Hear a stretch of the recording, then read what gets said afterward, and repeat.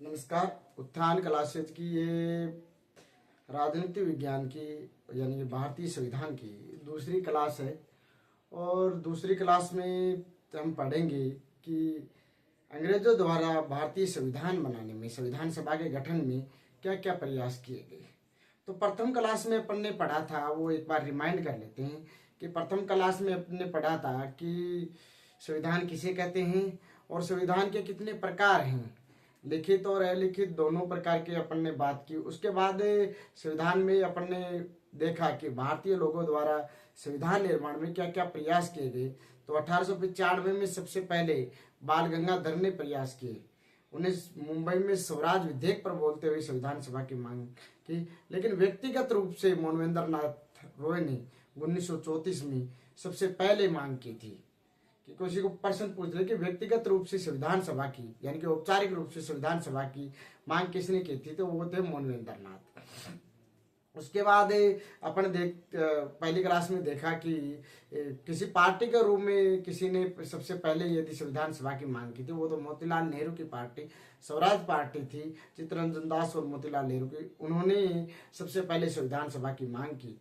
और अन्य बातों में अपन ने देखा कि बर्कने हेड ने जो भारतीय लोगों को संविधान बनाने के लिए चुनौती दी थी, उस चुनौती को स्वीकार करते हुए मोतीलाल नेहरू ने नेहरू रिपोर्ट तैयार की थी 1928 में। लेकिन मुस्लिम लीग और कांग्रेस ने दोनों ने उस मोतीलाल नेहरू की रिपोर्ट को खारिज कर दिया। उसको प्रथम संविधान निर्माण का कार्य कहा जाता है या स्वराज संविधान है कहा जाता है।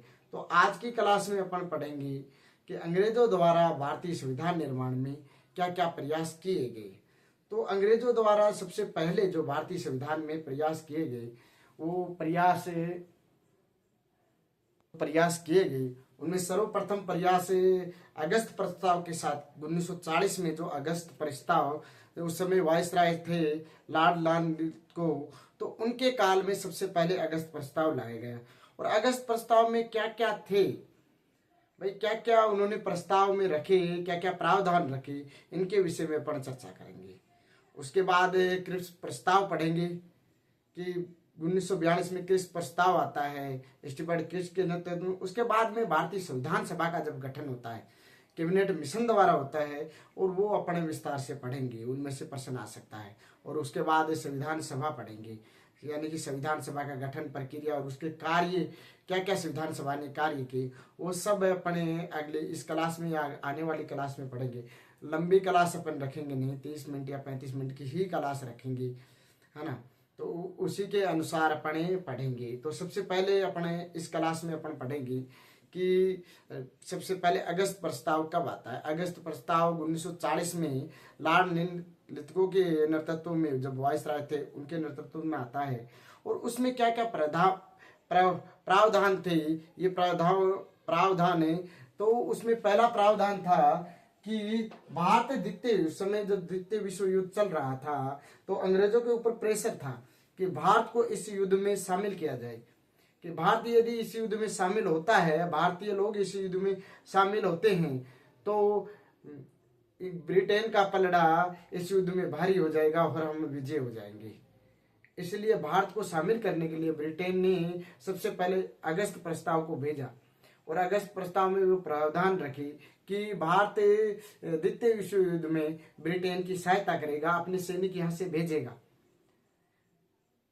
और उन्होंने कहा कि जब तक युद्ध हो, भाई जब तक युद्ध हो तो युद्ध परिषद का गठन किया जाए और उसमें भारतीय सैनिकों को, भारतीय लोगों को उस सैनिक बनाया जाए और उनको युद्ध में भेजा जाए। लेकिन अलग कांग्रेस और मुस्लिम लीग दोनों ने ही इस विचार को त्याग दिया। और इसमें एक तीसरा और था कि अल्पसंख्यक जो वर्ग है, उनके हितों का भी ध्यान रखा जाएगा। उनके हितों का ध्यान रखा जाएगा कि अल्पसंख्यक वर्ग को भी अलग से प्रावधान दिए जाएंगे, उनके सीट निर्धारित किए जाएंगे संविधान सभा में। लेकिन इन दोनों को ही कांग्रेस और मुस्लिम लीग ने अस्वीकार कर दिया अगस्त प्रस्ताव को। कि पंडित जवाहरलाल नेहरू ने तो ये यहाँ तक कह दिया अगस्त प्रस्ताव के बारे में कि ये एक दरवाजे में जंग लगी कील के समान है। अगर अगस्त प्रस्ताव। और इसी के साथ महात्मा गांधी जी ने भी अगस्त प्रस्ताव के विरोध में, अगस्त प्रस्ताव के विरोध में व्यक्तिगत सत्याग्रह शुरू किया। और व्यक्तिगत सत्याग्रह में प्रथम गिरफ्तारी जिसने दी, सत्याग्रही जो बने वो विनोबा भावे बने। लेकिन आरपीएससी अभी प्रश्न ढूंढ ढूंढ के पूछ रही है, तो इसमें यह भी पूछ सकता है कि द्वितीय सत्याग्रही कौन थे, तो आप इसमें द्वितीय सत्याग्रही भी लिख सकते हो। तो द्वितीय सत्याग्रही थे पंडित जवाहरलाल नेहरू। तो आप ये लिखो कि मैं आपको बोल रहा हूं कि अंग्रेजों द्वारा संविधान सभा के निर्माण में प्रयास कि अंग्रेजों ने क्या क्या प्रयास किए। तो अगस्त प्रस्ताव 1940 में आया था, अगस्त प्रस्ताव 1940 में आया था। और वायसराय थे लॉर्ड लिनलिथ। वायसराय कौन थे? लॉर्ड लिनलिथ। और इसमें क्या क्या प्रावधान थे, इसमें क्या क्या प्रावधान थे? पहला था भारत द्वितीय विश्व युद्ध में ब्रिटेन का साथ देगा और जब तक युद्ध चले एक युद्ध परिषद का गठन किया जाए। जब तक युद्ध चलेगा, द्वितीय विश्व युद्ध चलेगा, तो एक परिषद का, युद्ध परिषद का गठन किया जाए। और अल्पसंख्यक हैं उनके हितों का ध्यान रखा जाएगा। आगे जब संविधान सभा का गठन होगा तो उनके भी वर्ग की चुनाव में उनका ध्यान रखा जाएगा। लेकिन कांग्रेस और मुस्लिम लीग दोनों ने ये अगस्त प्रस्ताव अस्वीकार कर दिया। और ये जवाहरलाल नेहरू ने तो यहाँ तक कह दिया इसके लिए कि ये दरवाजे में जंग लगी कील के समान है, दरवाजे में जंग लगी कील के समान है। और महात्मा गांधी जी ने अगस्त प्रस्ताव के विरोध में व्यक्तिगत सत्याग्रह आरंभ किया। और उसमें प्रथम सत्याग्रह विनोबा भावे को मनाया और द्वितीय सत्याग्रही पंडित जवाहरलाल नेहरू बने। तो ये कॉन्सेप्ट क्लियर हो जाना चाहिए। तो इसमें से प्रश्न कम आते हैं, आरएस या अन्य परीक्षाओं में ज्यादा आते हैं। अपन इतना ही पढ़ेंगे जितना है लिख ले, क्योंकि नोट्स बनाने के लिए काम आ जाए और कोई पूछ ले या अपने को याद रखना है, क्रमबद्ध रूप से अपने को चलना है, तो ये लिखना जरूरी है। वैसे कभी कभी ये अगस्त प्रस्ताव इतिहास में भी काम आ जाता है ना, पॉलिटी ही नहीं इतिहास में भी ये काम आ जाता है। और ये कोटेशन पूछ लिया जाता है कि जंग लगी कील जवाहरलाल नेहरू ने कौन से प्रस्ताव के विषय में कहा था, तो ये अगस्त प्रस्ताव के विषय में। और सत्याग्रही, प्रथम सत्याग्रही और द्वितीय सत्याग्रही कौन थे, ये प्रश्न बहुत बार आ चुके हैं, है ना। तो इनके विषय में भी अपने को याद होना चाहिए। तो अगस्त प्रस्ताव के बाद अंग्रेजों को लगा कि भारतीय लोग नाराज हैं, तो उनको मनाने के लिए और युद्ध में शामिल करने के लिए उन्होंने 1942 में स्टेफर्ड क्रिप्स जो भारत के वाइसराय उनके नेतृत्व में टीम भेजी और उनमें कहा कि इसको क्रिप्स प्रस्ताव कहा जाता है 1942 में। लेकिन भारतीय लोग इनसे भी नहीं माने और इनमें भी वही बात कही गई जो अगस्त प्रस्ताव में ज्यादातर थी। तो इनमें क्या क्या बात कही गई कि क्रिप्स प्रस्ताव में कहा गया कि युद्ध के बाद संविधान सभा का निर्माण किया जाएगा या गठन किया जाएगा, युद्ध के बाद किया जाएगा, अभी नहीं किया जाएगा। जबकि कांग्रेस और मुस्लिम लीग कह रहे थे कि अभी हमको संविधान सभा का गठन करना है, कि हमको अभी चाहिए, स्वतंत्रता ही चाहिए, कि हमको अभी ही स्वतंत्र औपनिवेशिक राष्ट्र चाहिए, न कि बाद में। आप युद्ध के बाद मुकर जाओ तो। लेकिन फिर भी अंग्रेज नहीं माने और उन्होंने किस प्रस्ताव को भेजा कि भारतीय लोगों को समझाया जाए, कांग्रेस को समझाया जाए कि द्वितीय विश्व युद्ध के बाद संविधान सभा का गठन किया जाएगा। और जो इस संविधान से संतुष्ट नहीं होगा, उसमें ये तक कहा गया जो देशी राज्य हैं जो इस संविधान से संतुष्ट नहीं हो, या कांग्रेस या मुस्लिम लीग जो भी संविधान से संतुष्ट नहीं हो, वो अपना अलग से संविधान बना ले। हम संविधान सभा का गठन करेंगे, वो संविधान बनाएगी, है ना। और जो इस संविधान से कोई भी, मान लो कांग्रेस नहीं है, मुस्लिम लीग नहीं है, देशी राजा नहीं है, इस संविधान से संतुष्ट नहीं है, तो आप अपना अलग से ही संविधान बना लीजिए। लेकिन अभी हमारा द्वितीय विश्व युद्ध में आप साथ दीजिए, है ना, तो हम आपके स्वतंत्र औपनिवेशिक राष्ट्र घोषित कर देंगे भारत को। लेकिन भारत चाहते कि अपने को संपूर्ण रूप से स्वतंत्रता चाहिए।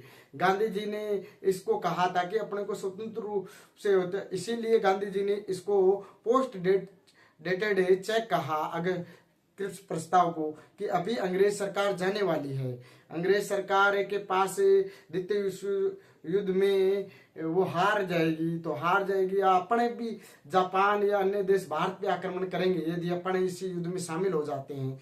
तो उनके इसी तरह के कारण मुस्लिम लीग और कांग्रेस इस युद्ध में शामिल नहीं हुए। लेकिन प्रथम विश्व युद्ध में गांधी जी ने खुद ने ही भारतीय लोगों को युद्ध में शामिल होने के लिए कहा था, इसलिए उनको अंग्रेजों का सार्जेंट कहा जाने लगा था। इसलिए द्वितीय विश्व युद्ध में गांधी जी ने कोई ऐसा रिस्क नहीं लिया। अच्छे राजनीतिज्ञ की यही पहचान है। तो उन्होंने कहा था कि इसके बारे में कहा है कि ये पोस्ट डेटेड चेक है, अब अंग्रेज सरकार जाने वाली है और ये चेक एकदम ये अब क्रिप्स प्रस्ताव कुछ भी हो ये सभी कोई काम के नहीं है हमारे लिए, है ना। अभी अंग्रेज सरकार जाने वाली है तो अंग्रेज सरकार को हमको पूर्ण रूप से स्वतंत्रता चाहिए, न कि औपनिवेशिक स्वतंत्रता। न तो हम युद्ध में शामिल होंगे, हम अपना संविधान स्वयं बना लेंगे, आप तो बस हमको स्वतंत्र करके जाओ, है ना। तो इसीलिए उन्होंने 1942 में भारत छोड़ो आंदोलन भी प्रारंभ किया इसी क्रिप्स प्रस्ताव के बाद में, है ना।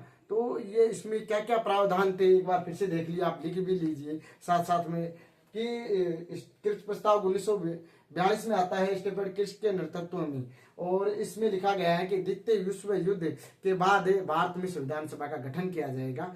द्वितीय विश्व युद्ध खत्म हो जाता है उसके बाद हम संविधान सभा का गठन कर देंगे। लेकिन कांग्रेस और मुस्लिम लीग नहीं मानते, और इसमें यह भी कहा जाता है कि जो इस संविधान से हम संविधान सभा का गठन करेंगे वो संविधान का निर्माण करेगी। यदि आप उस संविधान से संतुष्ट हैं और यदि आप संविधान से संतुष्ट नहीं है, जो संविधान से संतुष्ट है वो उसके लिए वो संविधान रहेगा, और जो इस संविधान से संतुष्ट नहीं है वो अपना अलग से संविधान बना लीजिए। यहाँ तक कह दिया उन्होंने, और यहाँ तक कह दिया कि भारत को स्वतंत्र औपनिवेशिक राष्ट्र बना देंगे। लेकिन फिर भी कांग्रेस और मुस्लिम लीग दोनों टस से मस नहीं हुए और इस बात को, अंग्रेजों की बातों को नहीं माना। और गांधी जी ने कहा कि ये पोस्ट डेटेड चेक है, क्रिप्स प्रस्ताव और कुछ नहीं है ना। और उन्होंने उसके बाद 1942 में भारत छोड़ो आंदोलन प्रारंभ कर दिया। आप लिखिए एक बार, ये इसीलिए मैं लिख के ला रहा हूँ कि अपने समय का अभाव हो और अपने को जल्दी जल्दी कोर्स करना है, क्योंकि मैं स्काउट टर्निंग में चला गया था 7-8 दिन से, तो 7-8 दिन से क्लासे में ली भी नहीं। पहले मेरा विचार था कि 1 तारीख से मैं क्लासे लूँगा, 1 तारीख से क्लासे लूँगा, और अभी तक कुछ हद तक कोर्स हो जाता आधे से ज़्यादा, लेकिन मेरे को 7 या 8 दिन स्काउट ट्रेनिंग में जाना पड़ा, जिसके कारण क्लासे आई नहीं। अभी तक मैं 6ठी 7वीं 8वीं की तो क्लासे NCERT कोर्स पे तो मना ही नहीं पा रहा हूँ। क्यों नहीं बना पा रहा, इसीलिए कि क्योंकि मैं स्काउट ट्रेनिंग में जा रहा था तो नहीं बना पाया। अब ये क्लासे रेगुलर आएंगी, रोज़ 2 क्लासे आ जाएंगी, और 6ठी 7वीं 8वीं की देखते हैं कब से बनाने की शुरुआत करते हैं, क्योंकि समय का अभाव है। स्कूल भी जाना है मेरे को और उसके बाद ये क्लास भी बनानी है ना। तो आप लिखिए एक बार,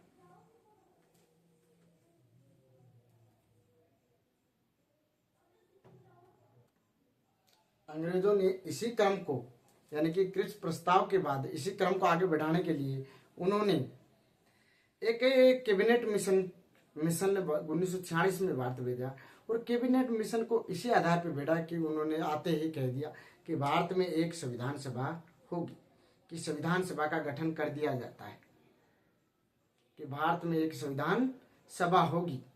ये कैबिनेट मिशन ने आते ही कहा। लेकिन उनके 3 सदस्य भी आए थे। तो सर पैट्रिक लॉरेंस उस समय भारत सचिव थे और उसको इस कैबिनेट मिशन का अध्यक्ष बनाया। स्टीफन क्रिप्स भी आए, वो उस समय नौसेना मंत्री थे, और एवी अलेक्जेंडर भी आए और वो उस समय व्यापार मंत्री थे। तो ये तीनों, इसीलिए इसको कैबिनेट मिशन कहा जाता है कि तीनों कैबिनेट के दर्जे के मंत्री थे, तीनों कैबिनेट दर्जे के मंत्री थे, इसीलिए इसको कैबिनेट मिशन कहा जाता है। ये नहीं कि इसको नाम दिया जाएगा कैबिनेट, क्योंकि भारत सचिव को भी कैबिनेट मंत्री का दर्जा था उस समय, है ना। उस समय कैबिनेट मंत्री का दर्जा था, और भारत सचिव थे सर पैट्रिक लॉरेंस, उसको भारत सचिव और इस कैबिनेट मिशन का अध्यक्ष बनाया गया। उसके बाद उसमें और सदस्य थे, 2 और सदस्य, स्टीफन क्रिप्स जो नौसेना मंत्री थे, और एवी अलेक्जेंडर जो व्यापार मंत्री थे। तो उन्होंने आते ही कहा कि भारत में संविधान सभा का गठन कर दिया जाएगा। लेकिन संविधान सभा में उन्होंने कहा 389 सदस्य होंगे। कितने सदस्य होंगे? 389 सदस्य होंगे। भारत में 389 सदस्य होंगे। तो आपको पता होगा भाई 389 सदस्य ही क्यों चुने? भाई कम बत्ती भी हो सकते थे, कम या ज्यादा भी हो सकते थे, लेकिन 389 ही क्यों? तो उन्होंने तर्क दिया कि 10 लाख पर, कितने पे? 10 लाख की जनसंख्या पर, कितनी की? 10 लाख की जनसंख्या पर एक सदस्य होगा,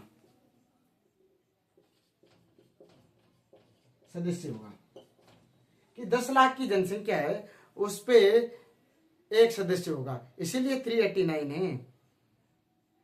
ऐसे 389 है कि आगे से डिसाइड हो गया। भारत की उस समय जनसंख्या 40 करोड़ रही होगी, ये ध्यान रखना है ना। 40 करोड़ रही होगी तभी तो 389 सदस्य हैं, है ना। तो 389 सदस्य, और फिर इनको भी बांटा। 389 में 292 वो वहां से सदस्य आएंगे जो ब्रिटिश प्रांत के सीधे सीधे कब्जे में थे, ब्रिटिश प्रांतों के सदस्य थे, वहां से 292 सदस्य, 4 कमिश्नरी क्षेत्र, 4 चीफ कमिश्नरी क्षेत्र, और 93 ऐसे जो देशी रियासतों के कब्जे में थे, देशी रियासतों के कब्जे में थे।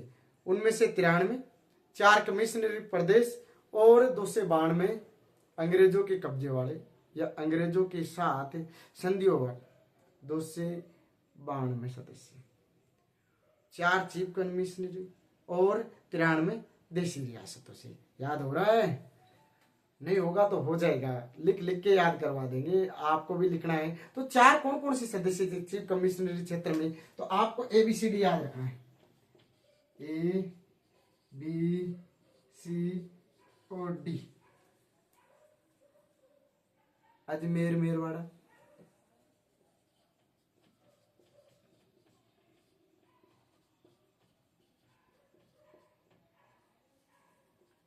बलूचिस्तान, C का कुर्ग और D का दिल्ली, ये 4 चीफ कमिश्नर। कुर्ग कहाँ पे है? कर्नाटक में, ये भी लिखा देता हूँ साथ में। तो इस क्लास में आपको पता चला होगा कि कैबिनेट मिशन ये ज्यादा महत्वपूर्ण है, कि कभी कभी RS मैन में भी इसका प्रश्न पूछ लिया जाता है, सीधा नाम दे दिया जाता है कैबिनेट मिशन क्या है। तो कैबिनेट मिशन के अनुसार भारतीय संविधान सभा का गठन होता है, और उनके वो प्रावधान थे कि भारत के 2 विभाजन भी किया जाएगा माउंटबेटन योजना का, है ना। उससे पहले कैबिनेट मिशन आता है, संविधान सभा का गठन करता है। संविधान सभा में 389 सदस्य होंगे, और कैबिनेट मिशन के कौन कौन सदस्य थे? सर पैट्रिक लॉरेंस अध्यक्ष थे, स्टीफर्ड क्रिप्स थे, A.V. अलेक्जेंडर थे, और 1946 में ये भारत भेजा जाता है। इसमें 389 सदस्य किस आधार पे हैं? क्योंकि 10 लाख की जनसंख्या पर एक व्यक्ति को चुनना है, और ये चुनाव किस आधार पे होंगे ये अपन आगे पढ़ेंगे, कि मैं अभी धीरे धीरे आपको स्टेप बाय स्टेप आगे लेके जा रहा हूँ। आप आराम से पढ़िए, क्लास लिए, और आपको क्लास में मजा आए या कोई सॉल्यूशन हो तो मेरे को क्लास के बाद कमेंट करके बता दीजिए कि सर आपको इसमें सुधार करना है या ऐसे करना है, कि आपको अच्छा किस तरह से, क्योंकि अपने पास संसाधन की कमी है। और मैं पहले इसीलिए लिख लेता हूँ क्योंकि आपके सहूलियत के लिए, कि आप आराम से पढ़ सकें। ये मैं लिखा देता हूँ, आप, मैं बोलूँगा इतने समय में आप लिख लोगे, नोट्स भी बना लोगे, और आपको मैं बोलूँगा तो याद भी हो जाएंगे। तो इसमें से 292 सदस्य वो हैं जो ब्रिटिश प्रांतों से हैं, 4 सदस्य की चीफ कमिश्नर क्षेत्र से। तो याद करने के लिए ABCD, अजमेर मेरवाड़ा, बलूचिस्तान, कुर्ग कर्नाटक में, और D दिल्ली। और उसके बाद 93 ऐसे हैं जो देशी रियासतों के द्वारा भेजे जाने थे संविधान सभा में, 389 सदस्य भेजे जाने थे। अंग्रेजों ने ये प्रावधान किया था। और भारतीय ये कहाँ से कौन कौन से क्षेत्र में ज्यादा हैं, ये आपको कोई नहीं लिखा था, मैं लिखा दे।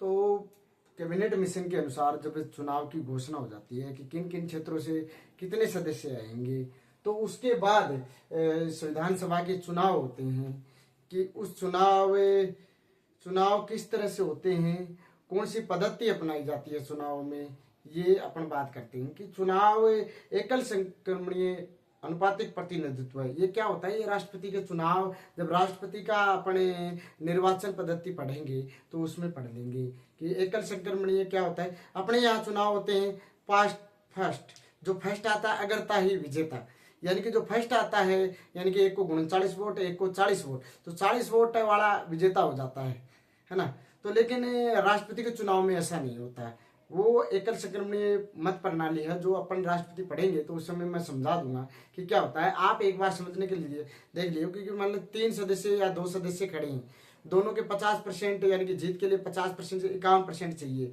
और दोनों को 50-50% भी नहीं आते हैं, 40% रह जाते हैं, तो फिर जो मत देते हैं उनकी दूसरी वरीयता रहती है कि मेरी पहली वरीयता ये है, दूसरी वरीयता ये है, या 3 या 4 खड़े हैं उनमें से, तो उस दूसरी वरीयता के उसके वोट उसमें काउंट हो जाते हैं, उस हिसाब से ये दिए जाते हैं। तो 389 सदस्य थे, उसका चुनाव होता है चुनाव जुलाई अगस्त 1947 में होता है।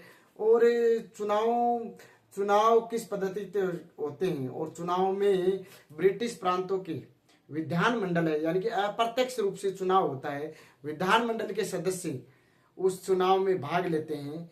और इस चुनाव का नतीजा ये होता है कि कांग्रेस एक तरफा सरकार बनाती है, 2 से 8 सीटों पे विजेता हो जाती है, और कांग्रेस के एक तरफा सरकार बनाने से और मुस्लिम लीग 73 सीट जीतती है, और 15 सीट अन्य जीतते हैं, और 8 सीटें निर्दलीय जीतते हैं, है ना। तो अपन ये कह सकते हैं कि संविधान सभा एक बहुदलीय थी, एकल नहीं थी, बहुदलीयवाद संविधान सभा थी कि एकल दल कांग्रेस का एकाधिकार नहीं था, उसमें बहुदलीयवाद थी। तो इसमें से अभी कहीं किसी नोट्सों पे लिखा हुआ नहीं है, तो मैं लिखा देता हूं कि 389 सदस्य थे, तो कहां से थे। इसमें से एक तो फैक्ट है कि सबसे ज्यादा संयुक्त प्रांत जो आज का उत्तर प्रदेश, बिहार जो है, झारखंड है, ये उस समय संयुक्त प्रांत था, वो इसमें से 55 सीटें थी। मद्रास से 49 सीटें थी। तो और सबसे ज्यादा जो रियासत से सबसे ज्यादा जिस रियासत से सीट थी वो मैसूर रियासत से, जिनसे 7 सीटें थी। और राजस्थान में सबसे ज्यादा सीटें जयपुर रियासत से थी, 3 सीटें। तो ये नोट्स हैं, कभी कभी पूछ लेते हैं, फैक्ट आरपीसी सीधे पॉलिटिकल में पूछ लेती है, तो इसलिए अपने को ध्यान रहना चाहिए। और मैं आपके लिए लेके आया हूँ, कहीं भी आपको नोट्सों में कहीं भी नहीं मिलेगा, लेकिन मैं आपके लिए निकाल के लेके आया हूँ। एनसीईआरटी में दे रखा है, इसलिए मैंने आपको लिखा दिया कि संयुक्त प्रांत से 55 सीटें हैं, मद्रास से 49 सीटें आई, रियासतों से सबसे ज्यादा मैसूर से 7 हैं, और राजस्थान में सबसे ज्यादा जयपुर रियासत से 3 है। तो 389 में से 292 पे ही चुनाव हुए, ये याद रखना। क्यों? क्योंकि प्रांतीय विधानमंडलों में चुनाव हुए, चीफ कमिश्नरी क्षेत्र 4 वहां भी मनोनीत होके आए, और देशी राज्यों ने भी अपने सदस्य मनोनीत करने के, जब देशी पहली या दूसरी बैठक हो जाती है उसके बाद सदस्य बैठने प्रारंभ किए, है ना। तो पहले 296 सदस्यों में से ही आते हैं, और मुस्लिम लीग ने भी पहले संविधान सभा की बैठक में बहिष्कार किया था, देशी रियासतों ने भी बहिष्कार किया था, है ना। इसीलिए कम सदस्य आए। तो अपन सोच रहे हैं 389 में पहली संविधान सभा की बैठक में कम कैसे आए, वो इसी वजह से आए। जब संविधान सभा पढ़ेंगे अपन अगली क्लास में तो उसके विषय में चर्चा कर लेंगे। तो ये है कि इसका परिणाम आता है, संविधान सभा का निर्माण का परिणाम आता है। तो इस परिणाम में कांग्रेस स्पष्ट बहुमत से 2 से 8 सदस्य जीतकर अपनी चुनाव मनाती है, अपनी संविधान सभा मनाती है। लेकिन वो मुस्लिम लीग का इंतजार करते हैं, और सरकार में आने के लिए उनको बार बार कहते हैं कि आप भी हमारे साथ हैं, संविधान सभा का संविधान निर्माण में आइए, और संविधान निर्माण हम मिलकर करते हैं। लेकिन मुस्लिम लीग नहीं मानती, और चुनाव परिणामों से आहत होकर मुस्लिम लीग ने 16 अगस्त को प्रत्यक्ष कार्यवाही दिवस के रूप में मनाया, और उसका नतीजा ये हुआ कि संपूर्ण बंगाल में इतने सांप्रदायिक दंगे हुए कि सैकड़ों हजारों लोग उस दंगों में मारे गए। ये इतने भयंकर सांप्रदायिक दंगे थे कि गांधी जी इससे बहुत ज्यादा आहत हुए थे। उन्होंने सड़कों पे खुद जाकर लोगों को इस सांप्रदायिक दंगे को न करने के लिए आह्वान किया था, है ना। ये इसमें थे। तो इस सदस्यों में से आपको, और उसके बाद संविधान सभा के गठन की घोषणा होती है। घोषणा 24 अगस्त 1946 को होती है और संविधान सभा का गठन 2 सितंबर 1946 को होता है। और इसका अध्यक्ष लॉर्ड वेवर, उस समय का वाइसराय, वो मनता है, और उपाध्यक्ष पंडित जवाहरलाल नेहरू मनते हैं। और टोटल इसमें 15 सदस्य होते हैं। टोटल इसमें 15 सदस्य होते हैं। 9 कांग्रेस के होते हैं और 5 मुस्लिम लीग के लिए जाते हैं। कांग्रेस चाहे तो मुस्लिम लीग के नहीं लेती, क्योंकि स्पष्ट कांग्रेस के ही सदस्य बन जाते हैं, लेकिन कांग्रेस ने फिर संविधान सभा के लिए मुस्लिम लीग को अपने साथ लेने के लिए प्रयास किए, लेकिन मोहम्मद अली जिन्ना नहीं माने तो नहीं माने। और इसका ये कारण हुआ कि माउंटबेटन योजना के साथ ही भारत और पाकिस्तान 2 अलग द्वीप राष्ट्र बन गए। 2 राष्ट्र आज जो हैं वो माउंटबेटन योजना की वजह से हैं, और मोहम्मद अली जिन्ना की हठधर्मिता की वजह से हैं, है ना। तो ये आप एक बार मैं फिर से बोलकर बता देता हूँ कि संविधान सभा, अंग्रेजों द्वारा संविधान सभा पहले तो अपन ने पढ़े अगस्त प्रस्ताव के किस प्रस्ताव, और उसके बाद कैबिनेट मिशन में संविधान सभा के गठन के लिए 389 सदस्यों का प्रावधान किया गया। और उसमें से 292 ब्रिटिश प्रांतों से और 4 चीफ कमिश्नरी प्रांतों से ABCD, यानी कि अजमेर, मेरवाड़ा, बलूचिस्तान, कुर्ग और दिल्ली से आए। और 93 सदस्य जो देशी रियासतों से थे उनको मनोनीत करना था, और 4 चीफ कमिश्नरी क्षेत्रवाड़ी भी मनोनीत थे। ब्रिटिश प्रांत वाले 292 का चुनाव होता है जुलाई अगस्त 1946 में, जिसमें कांग्रेस स्पष्ट बहुमत के साथ 2 से 8 सदस्यों की विजय जीतती है, और मुस्लिम लीग 73 सदस्यों पर ही सिमट जाती है, और 15 अन्य सदस्य जीतते हैं और 8 निर्दलीय सदस्य जीतते हैं। इनमें से देशी रियासतों ने अपनी ओर से एक एनी मस्करीन त्रावणकोर रियासतों से भेजी जाने वाली एकमात्र महिला थी, ये याद रखना। और संविधान सभा में एकमात्र मुस्लिम महिला एजाज रसूल थी, ये भी याद रखना। और लेकिन आगे महिलाओं की स्थिति मैं संविधान सभा में पढ़ाऊंगा, संविधान सभा के बाद तो मैं आपको लिखा दूंगा, ये भी लिखा दूंगा। तो इस क्लास में अपन ने अभी तक जो पढ़ा है वो पहले अगस्त प्रस्ताव, फिर किर्क प्रस्ताव और फिर कैबिनेट मिशन। इसी के साथ ये क्लास खत्म होती है। आप लिख लीजिए, 1-2 मिनट में आपको दे देता हूँ।